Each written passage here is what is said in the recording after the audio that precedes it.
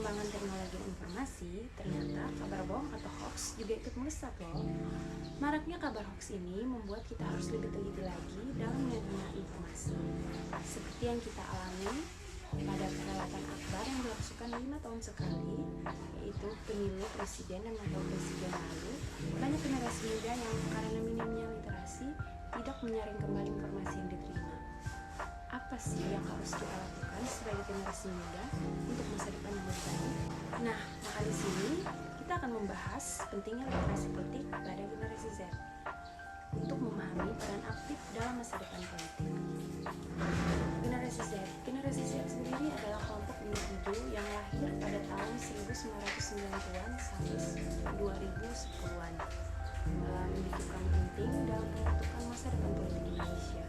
Dalam konteks ini, literasi politik menjadi kunci utama dalam memastikan partisipasi yang efektif dan pemahaman yang mendalam tentang isu-isu politik yang kompleks.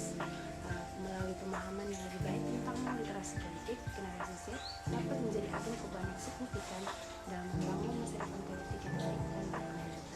Menurut mapcom.id, literasi politik dapat didefinisikan sebagai kemampuan untuk memahami, menganalisis, dan terlibat secara aktif dalam proses politik. Literasi politik ini sangat penting bagi generasi Z, mengingat mereka merupakan kelompok yang terbiasa dengan teknologi dan terpapar dengan informasi dari berbagai sumber, termasuk media sosial. Namun, literasi politik tidak hanya tentang memahami mekanisme politik, tapi juga tentang kritis terhadap informasi yang diterima. Dalam sebuah artikel yang diterbitkan oleh jurnal ilmiah psikologi, disebutkan bahwa generasi Z memiliki karakteristik yang unik, termasuk ketertarikan yang tinggi terhadap isu-isu sosial dan lingkungan. Pendidikan formal memiliki peran yang besar dalam meningkatkan literasi politik pada generasi Z. Kurikulum sekolah dapat dirancang untuk memasukkan materi-materi yang membahas tentang sistem politik, hak dan kewajiban warga negara, serta keterampilan analisis informasi politik. Selain itu, lembaga pendidikan juga dapat mengadakan program-program ekstrakurikuler atau pelatihan khusus yang fokus pada pengembangan literasi politik. Selain dari pendidikan formal, pemerintah dan lembaga pendidikan dan organisasi masyarakat sipil dapat bekerja sama untuk menyediakan konten-konten edukasi tentang politik yang mudah diakses dan dipahami oleh generasi Z.